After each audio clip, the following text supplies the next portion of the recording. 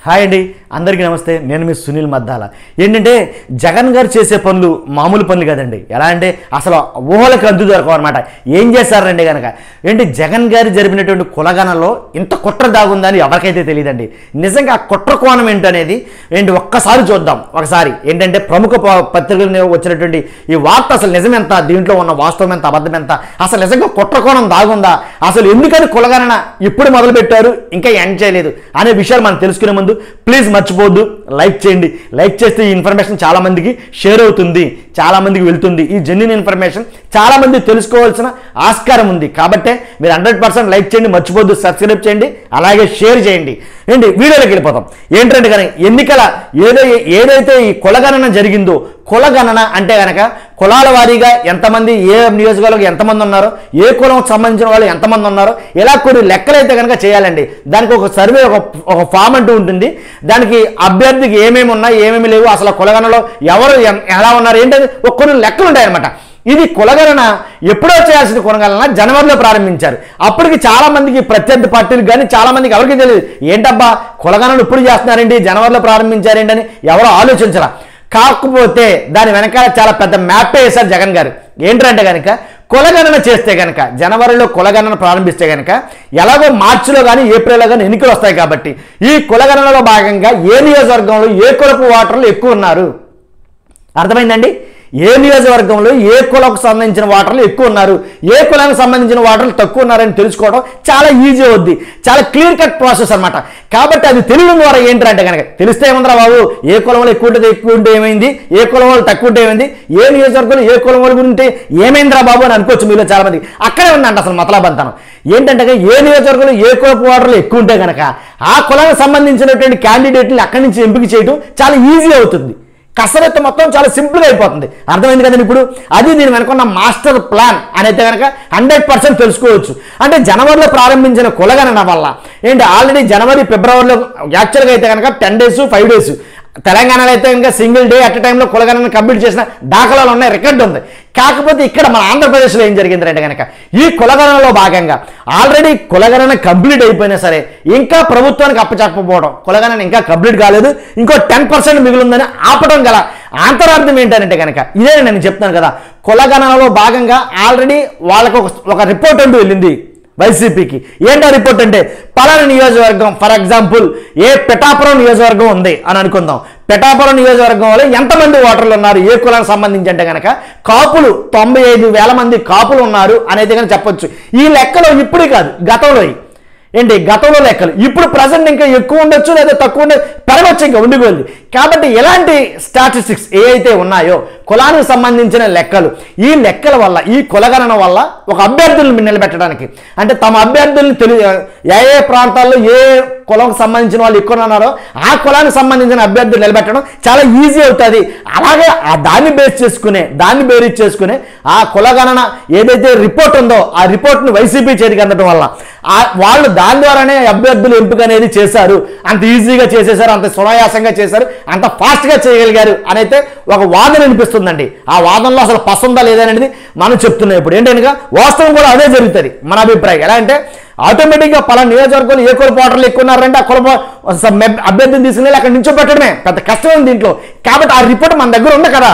కాబట్టి కాకపోతే ఇక్కడ మెలికండి అంటే కనుక ఆ రిపోర్ట్లు బయటికి వెళ్ళకుండా ఆపడం గల కారణం ఏంటంటే కనుక మాకు మాత్రమే తెలియాలి, బయట వరకు ఎవరికి తెలియకూడదు. దాని గురించి ఏ రకంగా కలిగినా సరే ఇంకా ఇంకో 10% ఉంది అని అంటాం మాత్రం ఎన్నిసార్లు ఇంచుమించుగా 2 నెలలు అవుతుంది. 2 నెలలు కులగణన చేయడం అంటే మామూలు విషయం కాదు. 2 నెలలు చేయరు. ఇంకా ఎందుకు కావాలంటే ఇంకో 10% ఉంది అన్ని డోటు. అసలు నన్ను అడుగుతాను, వైసీపీ వాలంటీర్లు ఎంతమంది ఉన్నారంటే కనుక 50 ఇళ్లకు చెప్పిన ఒక వాలంటీర్ ఉన్నప్పుడు కులగణన చాలా easy. 1 day at a time, లేదు 2 days లేదా 3 days, బాగా ఎక్కువ అనుకోండి 1 weekలో కంప్లీట్ అయిపోతుంది. అలాంటి 1 weekలో కంప్లీట్ అవ్వాల్సిన కులగణనని ఇంచుమించుగా 2 నెలల పాటు సాగించారు, కంప్లీట్ చేయలేదు. ఇప్పుడు ఏమంటున్నారు అంటే కనుక ఆల్రెడీ ఎలక్షన్ కోడ్ అమల్లోకి వచ్చింది కాబట్టి ఇంకా కంప్లీట్ చేయలేదు, ఇంకో 10% మిగిలింది. మిగిలిన 10% ఎలక్షన్ కోడ్ అయిన తర్వాత కంప్లీట్ చేస్తాం అంటే ఆ రిపోర్ట్లు బయటకు ఇవ్వవసరం లేకుండా ప్రభుత్వానికి అప్పచెప్తే మరలా మనం దాన్ని తెలుసుకోవడం ఈజీ, ఏ నియోజకవర్గాలు ఎన్ని ఓటర్లు ఉన్నారని. కాబట్టి అలా తెలుసుకోకుండా ఉండడం కోసమే ఇంత చేశారు అని అయితే కనుక ఒక వాదన వినిపిస్తుంది. బలమైన అసలు నిజమేది దీని వెనకున్న దాగున్న కుట్రకోణం ఏంటంటే కనుక తమకు కావాల్సిన అభ్యర్థులు తమకు ఏ నియోజకవర్గాలు అయితే ఏ కులపోలు ఉన్నారో అక్కడ వేసుకోవడం కోసమే ఈ కులగన్న, అసలు ఎన్నికల కోసమే ఈ కులగణన పెట్టారా జగన్ గారు. ఇన్ని వందల కోట్లు ఖర్చు పెట్టి ఏంటంటే జస్ట్ ఎన్నికల కోసం కులగణన నిర్వహించడం అనేది అసలు ఏ రాష్ట్ర సీఎం చేసుండడు నన్ను అడిగితే కనుక.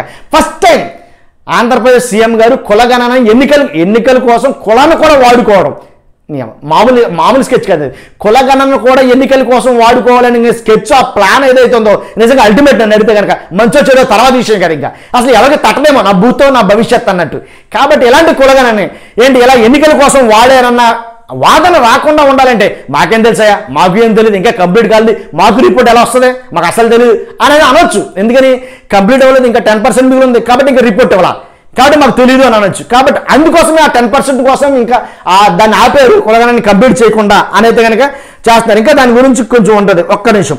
ఎప్పుడు స్టార్ట్ చేశారంటే జనవరి 19 ప్రారంభించారు ఈ కులగణని.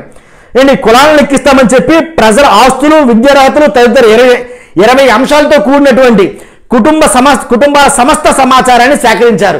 20 అంశాలతో కూడినటువంటి ఒక డేటాను తీసుకుని ఆ 20 అంశాల డేటాని ఫుల్ఫిల్ చేసి ఆల్రెడీ జనవరి 19 ప్రారంభించిన ఈ డేటా ఇంచుమించుగా రాష్ట్రంలో 36 రోజుల పాటు సుదీర్ఘ సమయం తీసుకోవడం మీదే అనుమానాలు.